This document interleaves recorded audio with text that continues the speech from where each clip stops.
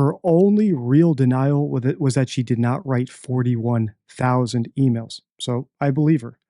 But the question is, how many did she actually write? And that's what I wish Piers had pressed her more on. If it was just 10, doesn't sound like a stalker to me. But then again, it depends on what her definition of sending an email is. If she hired a service to spam him with emails, she could say, I only personally sent him 10. So a follow-up question should be thinking outside the box. Well, did you ever hire anyone to email him? Or did you ever post his email somewhere? Did you ever share his email with someone, like on some troll message board, where they would take over and message him? So there's lots of other questions to ask around the email topic. Is baby reindeer fact or fiction? Hello, detectives. I'm Deception Detective. I'm an attorney trained in statement analysis, and this channel exists to expose lies and manipulation. Today, we'll watch an interview Piers Morgan did with Martha Fiona Harvey to determine if she is a stalker, a victim, or something in between. We're at almost 100,000 subscribers, so if this is your first time here, please hit subscribe and comment below if you want more like this. Without further ado, this show is incredible. Baby reindeer. He got absolutely obsessed. A beef curtain. I did not move. Everybody is talking about baby reindeer. Now fans are trying to find the real people behind the story. Because it does depict real life events. It's blown up so quickly and so fast all around the world that I didn't expect it. First of all, why have you decided to go public? When did you know that you were the person being depicted? He says the whole thing started because he felt sorry for you. Have you ever been to prison? What do you feel about Richard Gadd? You think he's mentally unwell? Did you ever turn up at his house? Would you accept that someone who did that would be very obsessive about something? Here's the thing, I don't know the truth. You do. You look down the barrel of that camera. To people who still doubt you, what do you say to them? One of the first things that viewers of Baby Reindeer are told by Netflix is that this is a true story, not based on a true story or inspired by real events, but a true story. It's emphatic about that. The show's writer, comedian Richard Gadd, even plays the lead role himself. Many millions of people across the world have now seen it. It's one of the biggest Netflix shows of the year. And I've watched it all. It's a riveting, emotionally intense drama worthy of all the critical plaudits it's now receiving. Viewers are gripped by the apparently real-life struggle of a fledgling stand-up comedian who is mercilessly stalked by an older woman, Martha, in a 3-year onslaught of harassment.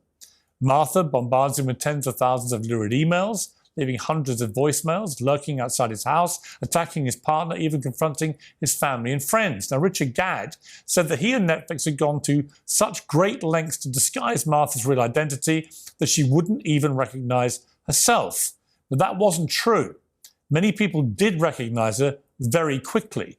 And the woman at the center of the story was outed online within hours simply by cross-referencing her posts on social media with those that were used in the show. Other details about her character bear a striking, unavoidable similarity with the real woman now accused of being the crazed stalker Martha. If there is an original sin in this case, it's the fact that Netflix and Richard Gadd said that this was a true story, rather than based on a true story or inspired by real events. Because the real Martha, Fiona Harvey, can sue them for damages if their depiction of her was A, false, and caused her some sort of harm, like emotional distress, or caused her to lose her job. That means we need to analyze her defense of herself along these criteria. Is she actually the way that she was depicted in the show, or is she very different as she claims? And as we listen to her defend herself, you need to bear in mind that she is an attorney and a politician, and those are some of the most sophisticated liars we've analyzed on the channel. And that's because they're trained to manipulate, distort, evade, argue, do everything they can to twist the truth in their favor without technically telling a lie. So as we listen, I'll be going through this card from the deception deck, spotting subtle lies, because these are the things we need to look out for as we listen to Fiona to determine if she is actually a stalker, but denying it, or actually a victim, or something in between. Martha. The show raises uncomfortable questions about the line between fact and fiction, fantasy and reality. Another innocent man in the television industry has been falsely accused of sexual assault based on one of the storylines in the drama. Well, Fiona Harvey is the woman outed as the real Martha of Baby Reindeer. She's chosen to confirm her identity because she wants to have a right of reply. And so, in her first television interview, she joins me now in the studio. Well, thank you for joining me, Fiona. First of all, why have you decided to go public? The internet sleuths tracked me down and hounded me and gave me death threats, so it wasn't really a choice. I was forced into this situation. What do you hope to achieve in this interview? I came on your show because you're a veteran broadcaster. I think you'll give me a fair hearing. You were persecuted yourself not so long ago. So that's why I've chosen this show. Have you watched the drama? Not at all. I've heard about the court scene, about the jail sentences and all this sort of stuff. But you really haven't watched any of it? I haven't watched any of it. You're not curious to? No, I think I'd be sick. It's taken over enough of my life. I find it quite obscene. I find it horrifying, misogynistic. Some of the death threats have been really terrible online. This is the first small inconsistency we see. And I've watched most of this, so we're going to see more inconsistencies, and I'm going to point them out. And just bear in mind that inconsistencies do not mean that someone is guilty. She claims not to have watched the show, however, she has lots of opinions about it. For example, she says it's misogynistic or it's disgusting. And the question is, how did she develop those opinions if she didn't watch the show? It could just be through hearsay, through other people telling her what was shown in the show. But if she did watch it and is claiming not to have watched it, we also need to ask why that may be.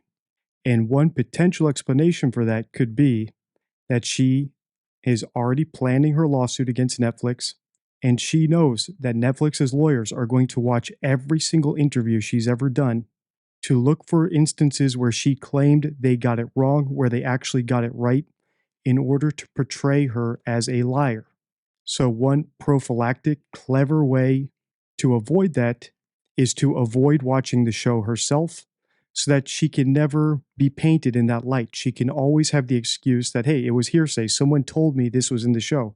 If it wasn't actually in the show, then I got my facts wrong from whoever told me about that. But I'm right about all these other things. So it could be strategic, and we need to bear that in mind. And if it is strategic and we think it's strategic, we're only 3 minutes in, that means that she's very clever and she's very far-sighted in that she's already planning out her lawsuit this early into the news cycle. Online, people phoning me up, it's been absolutely horrendous. I wouldn't give credence to something like that, and it's not really my kind of drama. When did you know that you were the person being depicted in this? 5 years ago on BBC Breaking News, I saw Mr. Gadd had written a play for the Edinburgh Festival, and he was holding up placards, MP's wife stalker, and all of this, and he'd called it Baby Reindeer. That's all I knew. And I thought, well, I've only met this guy 2 or 3 times. I don't know him. This is another thing I want to point out. There's going to be more inconsistencies about how often she's met him, how well she knows him, how often they communicated. And in particular, I want to point out this one, that she says she's only met him 2 or 3 times. If you followed my channel for a while, you'll know that 3 is what's known as the liar's number. And 3 is known as the liar's number because liars, when they're fabricating a story or a fact, tend to reach for the number 3. And I'll read you this card. If you're not familiar, the Deception Deck is my 52 favorite rules for spotting lies and manipulation. You can buy it at deceptiondeck.com. Each one is a flashcard, so it's got the rule on the back, as well as a real-world example. So I'm just going to read you the rule for 3. Liars often use the number 3 in their statements. If a statement includes a 3, like 3 p.m., 3rd floor, $300,000, it might be fabricated. So the fact that she says she's only met him 2 or 3 times does not necessarily mean she's lying, but we do need to make note of it because it could mean she's lying because she met him many, many more times than that, but she doesn't want to admit to that because it would make her look like a stalker. And the entire point of this interview is her trying to prove to us and convince us that she is not the stalker who was depicted in the Netflix show. and left it at that. I should have possibly jumped it at that stage. And when did you know that Netflix were doing something? 2 weeks ago. I had just moved flat, so it was 2 weeks ago past Saturday. And how did you hear? I saw on BBC Breaking News that he'd sold to Netflix, and both he and this character, Martha, this Jessica actress, seemed to be promoting mercilessly. Did you think then it was you that they were depicting? I thought it was me they were depicting 5 years ago because of this MP's wife stalker article that had been a number done on me by the Sunday Mail 25 years ago when I was going for Donald Du's parliamentary seat. So I knew, I had a vague idea then. The Daily Mail then approached me on the Wednesday, 2 weeks ago. So sort of 2 weeks tomorrow, but 2 weeks ago, if you see what I mean, and told me that I was getting death threats online, that I'd been outed as Martha, there were TikTok videos. Were you online at all? Because you were before, but are you these days online? I've come off Facebook as of yesterday. Are you on X, what used to be Twitter? No, I'm not. Because you had an account. Yeah, that's right. Years and years ago. I'm going to replay Piers Morgan's questions here and listen to Fiona's answers. And bear in mind that she is a sophisticated liar if she is lying. In other words, she's able to distort the truth without telling any verifiable technical lies. And attorneys excel at this. And then I'm going to read you this card, Spotting Subtle Lies, so you can bear all these rules in mind as we listen. But see if you can figure out the technique she's using to evade Piers's questions here. I'm going to rewind now. Were you online at all? Because you were before, but are you these days online? I've come off Facebook as of yesterday. Are you on X, what used to be Twitter? No, I'm not. Because you had an account. Yeah, that's right. Years and years. So what is Fiona doing here? She's interpreting Piers's questions very literally. So rather than answering the spirit of the question, which is, were you online when all these accusations were being made? She answers, honestly, I've come off of Facebook yesterday. So that's not a direct response to what Piers was trying to get to, which was, have you been on Facebook for these past 5 years? Possibly because he wants to search for if she posted any other things to Richard Gadd in that period of time. So he asked, were you on Facebook? Her answer is a non-response. She says, I got off Facebook yesterday. That tells us nothing about any posts we might be able to find over the past 5 years since she first watched the show in Edinburgh. And the same goes for her Twitter account. He asked her, were you ever on X? And then she responds evasively. So listen again. Were you online at all? Because you were before, but are you these days online? I've come off Facebook as of yesterday. Are you on X, what used to be Twitter? No, I'm not. Because you had an account. Yeah, that's right. So are you on X? I guess the average person would understand that to mean, have I ever been on X? Or did I use X in the past very often? And she says, no.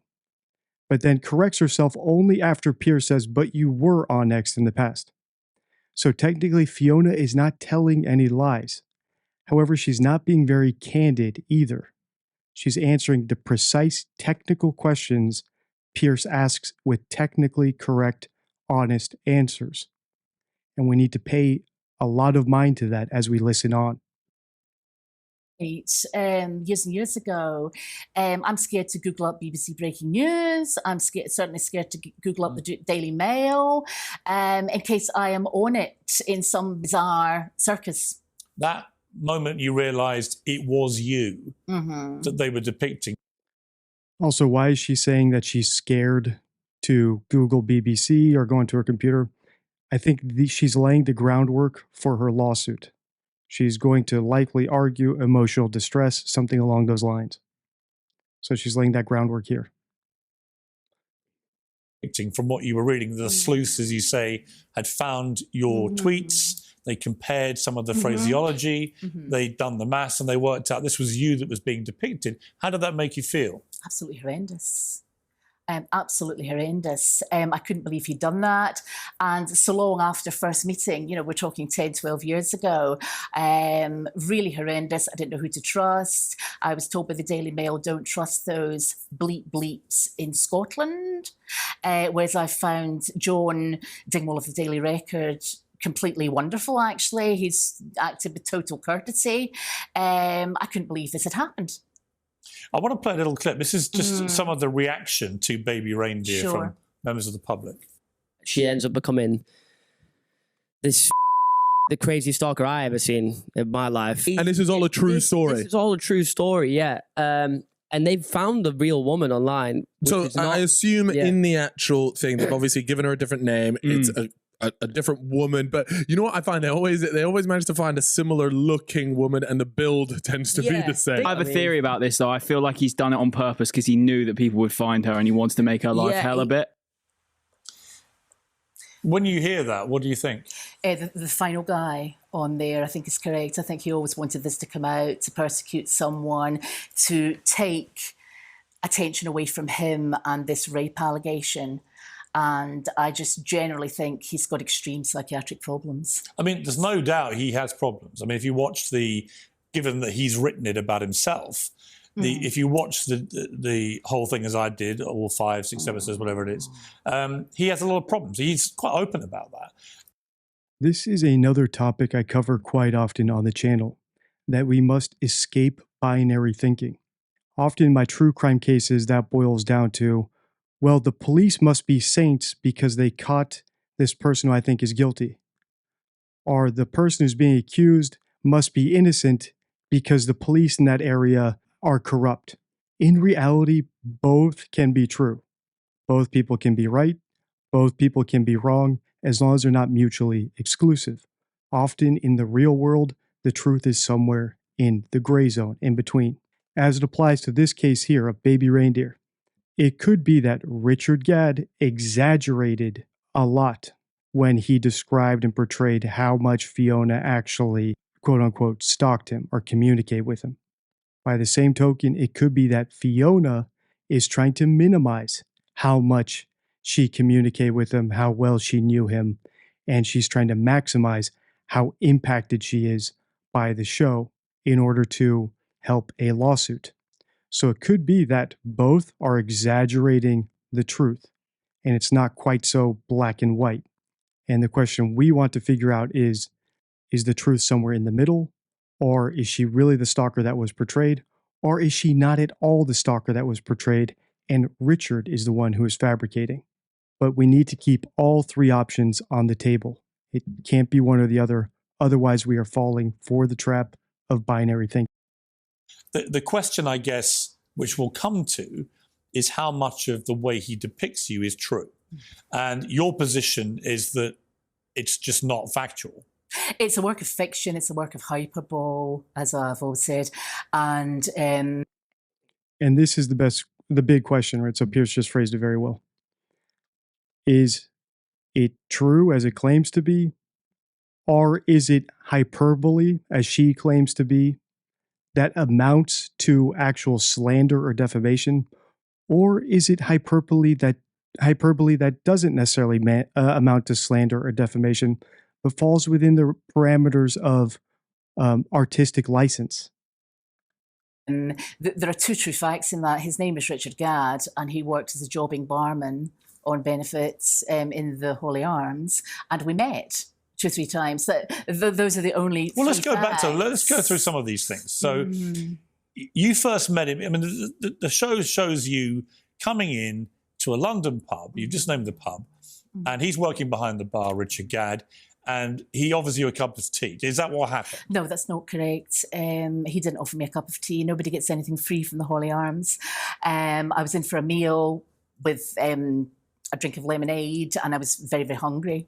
I'm diabetic, so very hungry. So that's. And did you talk to him? He interrupted a conversation. There was another barman there, and he said, "Oh, you're Scottish," and basically commandeered the conversation. I was talking to somebody. It's pretty rude to interrupt. So he seemed to be obsessed with me from that moment onwards. I mean, just speaking to you, I've never met you before, but you do look and sound very similar to the actress in the I drama?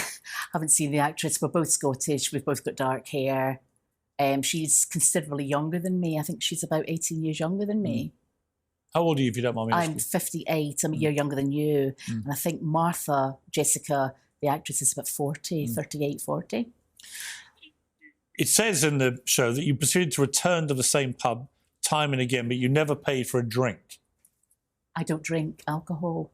And did you pay for anything that you had in the pub? Lemonade or soft drinks. Would he give you free drinks? Or? No, absolutely not. This is sort of a depiction of me as a pauper who wouldn't stand around or stand a drink. It's nonsense. It says that you told Richard Gadd that he looked like a baby reindeer toy you once had as a child, hence the name of the show. Yeah. Is that true? I appear to have written most of the show in my sleep. I dress. This is another weird statement. I appear to have written much of the show in my sleep. That could be a very subtle way to explain anything else they find. Well, I'm a sleepwalker, so maybe I hit the call button on my phone and the recordings recorded on the phone and then sent to him because he's the last number I dialed. I don't know if she's setting the groundwork for some sort of argument like that, but it is strange that she says, I appear to have written the show in my sleep. Writing something in my sleep isn't some sort of phrase that's common. I've never heard that phrase before. Did you have a baby reindeer? I had a toy reindeer. So that's true. And he shaved his head. That bit is true. And there were reindeers in the shops. It was Christmas time or something. It was a joke. So I have inadvertently penned the name of the show. Right. But that is true. That's true. That's a true fact. Whilst bantering with you, Richard Gadd told you he'd like to hang your curtains. Is that true? This, I think, was a holy arms joke about curtains and a lot of sexual innuendo. He did say that? Yeah. Okay. Is it true that you caught Richard Gadd looking through your window after he followed you home one day? False. You never saw him at your house? I didn't see him at my house. I think it would be impossible to look through a window. Did anyone else ever see him there? No. Piers asked her, did he look through your window at you? And she said, I think it would be impossible to look through a window 3 stories up. She claims not to have seen the show. So how did she not know, for example, that it didn't show him with a ladder looking through the window or standing on a rooftop across the way with binoculars looking at her? The way she said that I think it would be impossible to look through that window suggests that she saw that scene in the show, and she knows that the way they solved that problem was by putting her on the ground floor. Once again, small inconsistencies if she is in fact lying about not having seen the show, and that statement revealed that she has seen the show.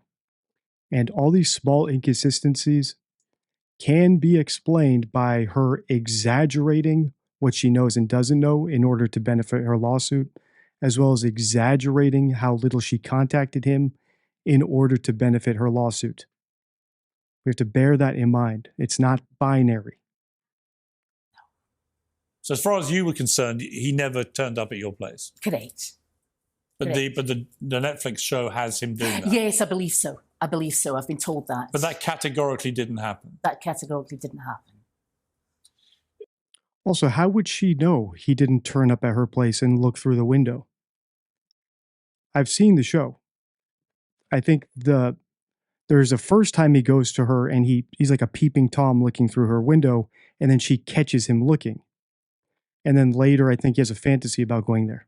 But if the show depicted it realistically, maybe he thought she saw him, but she actually didn't. How would she know categorically that he never spied on her through her window? So it is strange the things that she's vague about and the things that she's conclusive about. And actually, I think I forgot to read this. So I'm going to read this card and we're going to listen for these things as we listen on. All right, so this card is spotting subtle lies, and which are not technically lies. So here's a quote I have on the card from Samuel Butler. The best liar is he who makes the smallest amount of lying go the longest way. When analyzing statements for deception, recognizing even the smallest signs is crucial. Skilled liars often distort the truth rather than lying outright, using tactics like omissions and nuanced information treatment. To detect these subtle deceptions, be wary of 1. Assumptions. Avoid drawing conclusions based on vague language. 2. Inferences. Be careful not to infer meanings from what is unsaid. 3. Errors. Don't disregard incorrect grammar as it could be a deliberate ploy. And 4. Diction. Pay attention to unusual word choices, including overly specific or repetitive terms. And we're going to see all 4 of these later in this interview. Acknowledging these nuances is vital in unveiling the hidden truth in statements that appear honest on the surface. So let's bear these in mind as we listen onwards. In the course of your relationship with Richard Gadd, you send him 41,000 emails, 350 voice messages, 744 tweets, 48 Facebook messages, and 106 letters. That's simply not true. If somebody was sending somebody 41,000 emails or something, they'd be doing how many a day?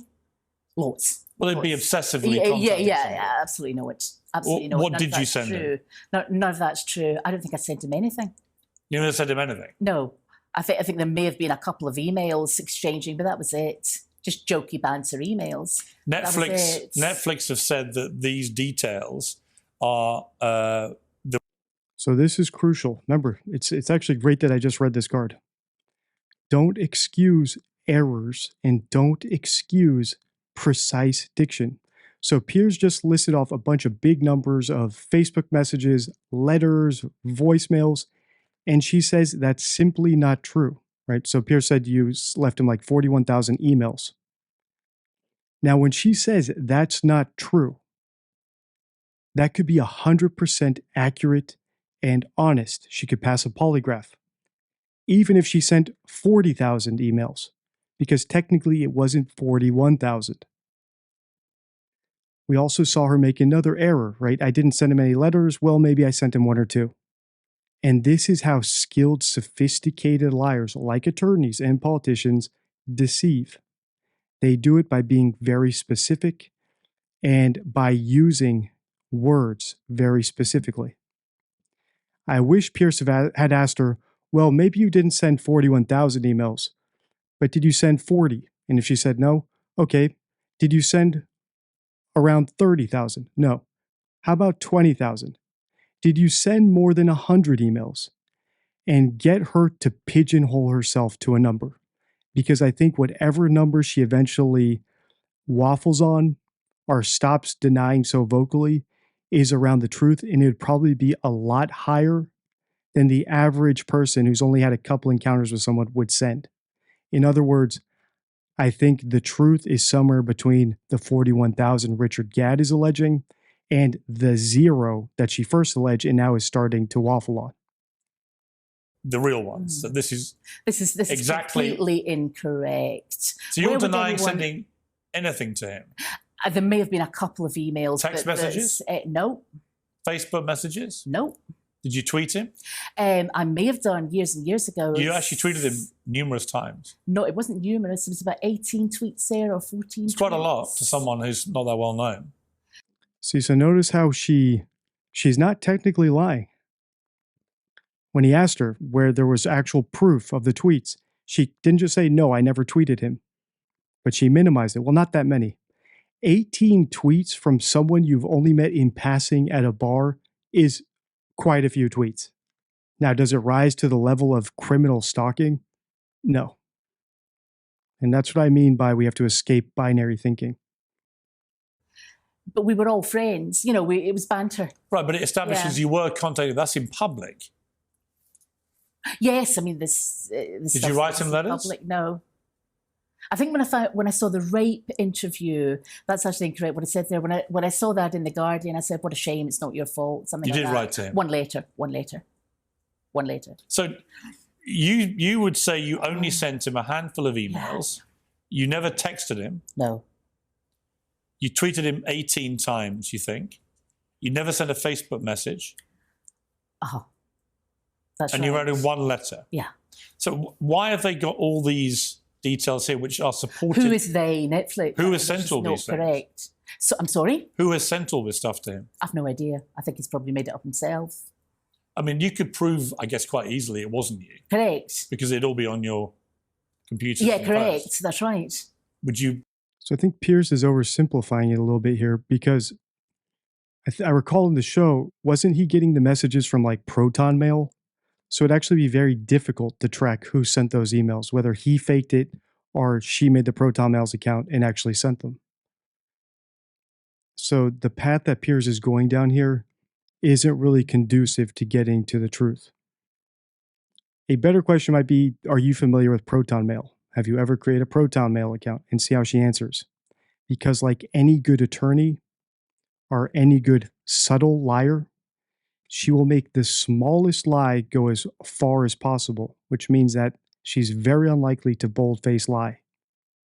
She will either avoid the question like she's been doing here, or give an incorrect answer, which she corrects later if she finds out that there's proof. But the answer is going to be very, very close to the truth. It's not like someone like Casey Anthony who just fabricates things whole cloth. You'd be happy for someone to look at that? Yeah. Yeah. I mean, yeah. What do you have? What technology do you use? Right. What technology do I use? A very, very old smartphone just now because the other one packed up a week before moving. That's it. Because they're all sent. Once again, I have a very, very old smartphone just now. That's not really the spirit of the question.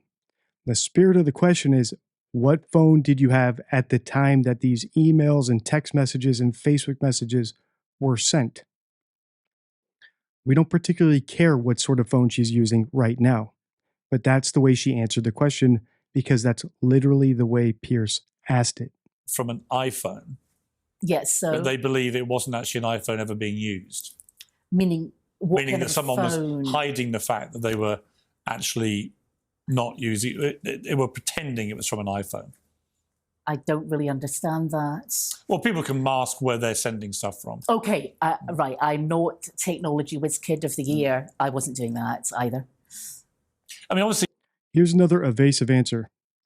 Pierce is merely asking her if she could have typed from iPhone as a signature in an email to make it look like the messages she was sending were coming from an iPhone when they're actually coming from some other phone like an Android that she may have had. And what does she say? She doesn't say, I didn't do that, or I don't know how to set an email signature. She said, I'm not WizKid of the year. Well, no one's accusing her of being WizKid of the year. So she's giving a response. It sounds like a real response, but in reality, it's non-responsive. And Pierce, I've not watched the full thing, but I do know that one of these chapters is titled like Pierce presses Fiona. And hopefully that's where he's going to ask all these follow-up questions that he's banking for later. Obviously, when you make such an emphatic denial of the central point of the story, you're basically accusing both him but also Netflix of lying about it. I am.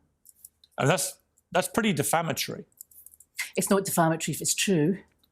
No, it's defamatory that they've been to you. Oh, I'm sorry. Yes, I misunderstood there. Yes, exactly. Exactly. I don't see how anyone could do 41,000 emails and all this kind of stuff, I don't know how much you know about technology, but are you... Notice again how she's denying a very specific number. Not even denying it, actually. She's just saying she doesn't know how someone could send 41,000 emails. That's not the same thing as saying, I didn't email him thousands of times or dozens of times. Be sure to make note of that because let's say you had her on the stand and you were able to cross-examine her. That should be the first question you ask. Okay, maybe you didn't send 41,000 emails. Did you send 100? Did you send 1,000? Did you not actually send them, but did you set up a bot that would send emails or pay for a service that would spam him with emails? When you're dealing with a sophisticated liar, and I'm not accusing her of lying, even though we've seen some inconsistencies in what she said.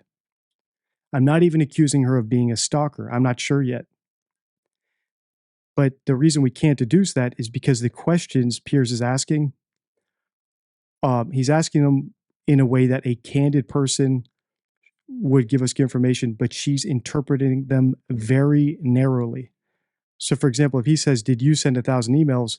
If she sent 999, I can imagine her saying, "No, I didn't send 1,000 emails." Because that's basically the trick she's pulling with the 41,000 if she in fact sent quite a few emails.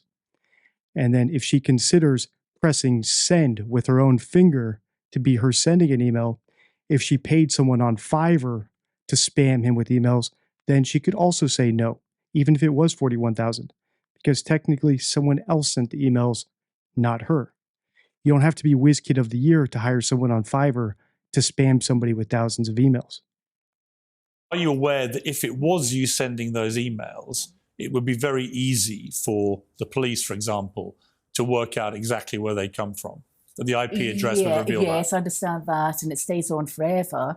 But the point is, this was years and years ago. We were congratulating him. But it would all still be there. Yes, I understand that. Yeah. And if you sent 41,000 emails, this is just a lot of rubbish. Yeah, so that should be stored there. Well, they'd all be there. Yeah.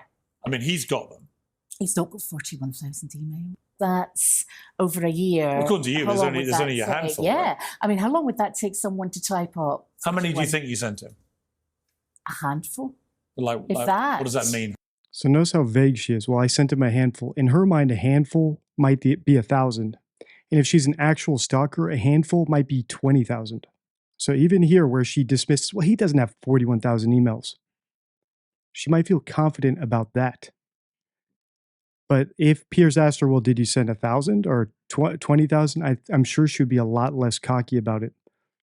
Because if she's thinks the ridiculous part is the fact that's 41,000, she might not actually think 10,000, for example, is so ridiculous. It might slip up and reveal some stalkerish tendencies. How many?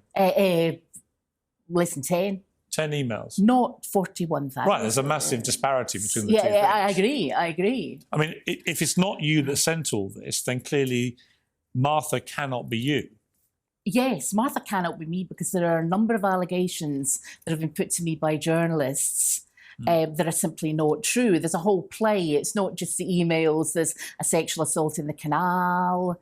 There's... But if the police looked at this and if you sue, for example, then this will go to a court of law. And then on discovery, people will look into all this. The phone company will be asked about evidence of all the text messages. The internet providers will provide all the backup for the emails. Facebook will be asked about the Facebook messages and so on. So all of this would come out in a court case. In disclosure, yes. And you're prepared to do that? Yes. Because I didn't write him the emails. Who do you think did? I have no idea. I think he probably made them up himself. I've no idea. 41,000 emails. Yeah. I mean, I don't know. Would you accept that someone who did that would be very obsessive about someone? Yes. I mean, that's a lot of emails. And why now? Why didn't you go to the police at the time? Or this sort of doesn't make sense. I mean, the fact that Netflix have said this is based on reality, this is a true story, that Martha did, the real life Martha, the person they based this on, who Richard Gadd has written about, is the person that sent these. And he has the evidence to prove it. What you're saying is that proves you cannot be Martha. Yes, and I would like to see Netflix's evidence for that, which would come out in disclosure as well. And you're 100% sure it's not you? Yeah, absolutely. It goes on to say that you heckled Richard Gadd when he was appearing in his stand-up shows. Did you ever do that? No.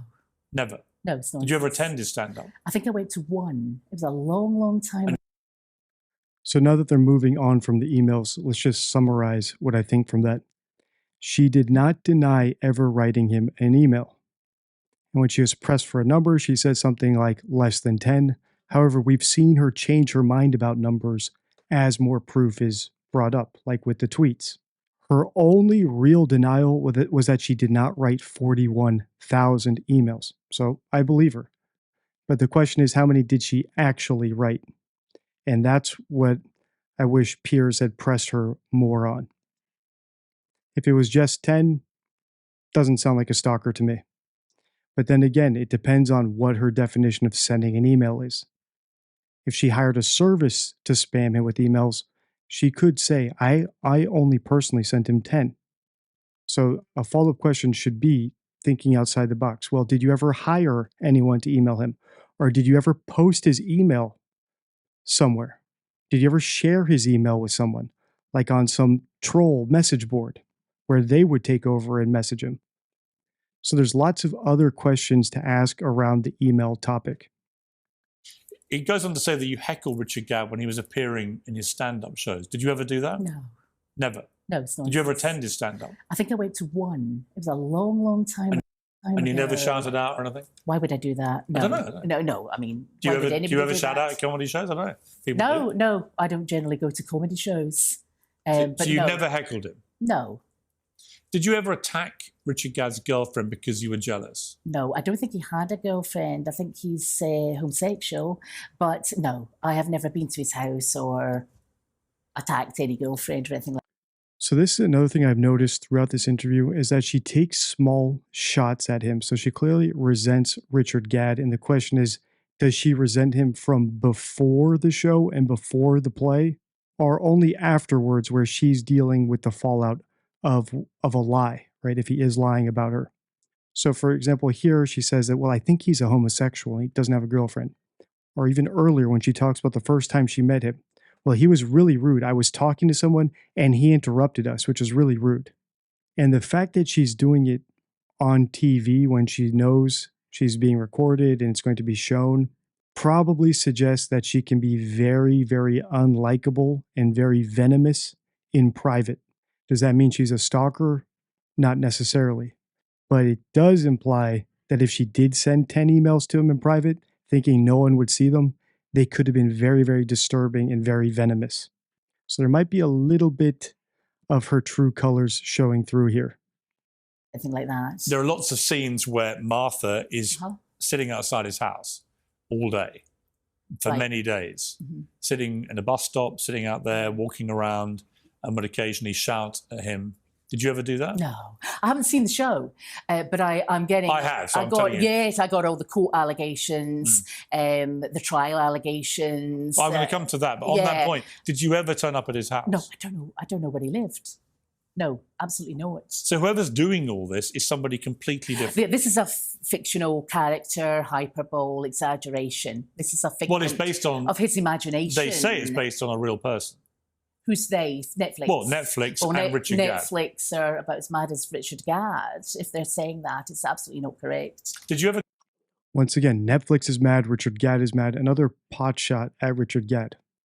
And if she is genuinely a victim, I understand the resentment. But typically you don't see people insulting and taking small passive-aggressive shots at other people when they're doing a news show, which makes me question what she might actually say to someone in private. Did you ever contact Richard Gadd's parents and threaten them? No, that allegation was put to me by journalists. No. Never happened? No. There's one key point in the drama that has Martha's character. And once again, the question about the parents before we move on, just like the emails, I would like Piers to ask her, did you ever hire someone to contact his parents? Did you ever post his parents' phone number online anywhere, in any forums? Did you ever come to know his parents' phone number? Because if she knew it, that would be interesting. I mean, she could have shared it. She could have paid someone to spam them. She could have set up a service, an auto dialer. There's many more possibilities besides the direct possibility a very amateur criminal would take. If I want to spam someone and ruin their life, I'm not going to do it from my phone. I probably won't even do it myself. I'll go out and hire somebody else to do it. Pleading guilty to intimidating Richard Gadd in court and sentenced to 9 months prison time. Let's watch. You're charged with the stalking of Mr. Donald Dunn between the dates of the 14th of August 2015 and the 22nd of March 2017. Are you guilty or not guilty? Guilty. You are charged with the harassment of Gerald Dunn and Eleanor Dunn between the dates of the 6th of June 2016 and the 22nd of March 2017. Are you guilty or not guilty? Guilty. My little reindeer. Now, again, there is obviously a resemblance between. Do you think so? Well, a bit, but That's hardly flattery. Well, I don't mean to flatter you or not flatter you. I just think there is a resemblance, having met you, and you both speak Scottish people. Yeah. But the fundamental point of this is, did you take part in that? So did you go to jail? Did you have a trial? Of course not. Of course not. Have you ever been to prison? No. Have you ever been charged with a Nowhere criminal near it. offence? No. Never? No. Nothing? Nothing. So that scene is completely invented. That's completely false, and I don't think the actress sounds like me. I mean, people compare me to Lorraine Kelly, but I look nothing like Lorraine Kelly. We all happen to have dark hair, and we're Scottish, Another question could be, have you ever been put on house arrest? Or have you ever been convicted? I think the actress is from Glasgow, I think, but I'm not sure. But I'm not from Glasgow. And which part of Scotland are you from? I'm from the Central Belt. So a slightly different accent. It's slightly different. A Scot would know the difference. A Scot would know the difference. A Glasgow accent's very different. But that's a fundamental point here, because if they basically have a key point in their drama, which they say is a true story, which involves you admitting to intimidating Richard Gadd and getting a 9-month prison sentence, and that is completely untrue. That's completely untrue. Very, very defamatory to me. Once again, just like the 41,000 emails, if she sent 40,000, she could say, accusing me of sending 41,000 emails is completely untrue. The same way she could say, let's say she did an 8-month sentence in prison, and Piers asked her, so you didn't do 9 months in prison, as they said in the show? She could say that's completely untrue. And in her mind, she can be thinking, because I did 8 months instead of 9 months. And this is how sophisticated liars manipulate the truth. They can take things very, very literally and very specifically. And you have to pay attention to the precise words in your question and in their response, time frames, grammar. They will take advantage of even the smallest error, which is why you need to really consider the questions you're asking and be sure to ask follow-up questions and think outside the box. How could a very clever person interpret this question in order to answer it honestly without telling me what I want to know? Very career damaging, and I wanted to rebut that completely on this show. I'm not a stalker. I've not been to jail. I've not got injunctions, interdicts. This is just complete nonsense. But you'll know yourself. Okay, so there she says, I've never been to jail. So that's good. But then again, it doesn't cover house arrest. If you're charged with a criminal offence, it will go fine, bigger fine, whatever. Very few people go to jail. Well, you'd have a police record nowadays. Yeah. Have you ever changed your name? My surname was double-barreled. What was it? Muir Harvey. So Muir Harvey. M-U-I-R. Yes. Harvey. When the parents got divorced, I changed it to Harvey. I just dropped. So your maiden name when you were born was? Yeah, that's right. Was Muir. Yes. Muir Harvey. Yeah. So that's quite an unusual name. Yeah. So if you'd ever received a criminal conviction for anything, it would be on police files. Yes. And what you're saying is you've never been even charged with an offence. No. Let alone the one that they... Yes, I mean, this is 9.5 months in jail is pretty serious. Did Netflix ever contact you? No, no one's contacted me. Never? Never. Did Richard Gadd tell you what he was doing? No, I had worked it out when I saw the festival Baby Reindeer advert on BBC. The Edinburgh Festival, which is the show you did. I just happened to see that. I was looking up the news for something else. Because that's where I just happened to see that. Well, that's where he started telling the story, and that got picked up. I'm shocked. And I think Martha then was a bar stool. I seem to recall reading that. It wasn't an actress or a person, it was a bar stool. Let me just show a little clip. This is from Lorraine, actually, who you just compared yourself to. But let's take a look at this. Well, other people do. This is Richard Gadd on Lorraine. I just thought it was the right time to sort of try and bring a nuanced conversation to something. I think the human condition is extremely complicated, and I felt like a lot of art and TV in this day and age had maybe simplified it too much. It's not a villain and victim storyline. I think you're left with a lot more than that. It's kind of two lost people. What's your response to that? All right, so we're coming up on an hour, so let's do this. If you want me to analyze the rest of this interview in a part 2, please hit like and comment part 2 below. If you want to see One of the craziest Piers Morgan interviews that's on your screen right now. It's one of the most bizarre stories in chess history and an absolute train wreck of an interview. I recommend watching that. Until next time, stay true.